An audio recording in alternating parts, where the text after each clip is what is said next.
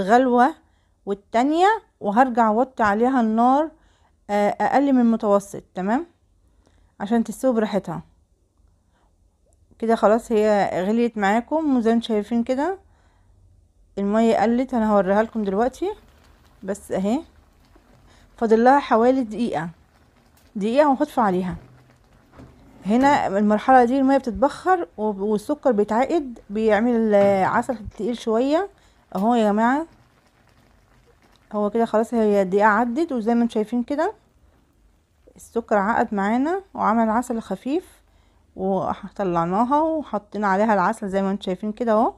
وهنحط عليها جوز هند، ممكن تحط عليها حبة البركة، بذور شيا، يعني حاجات كتيرة، وسوداني مكسر او سليم، حط عليها سمسم.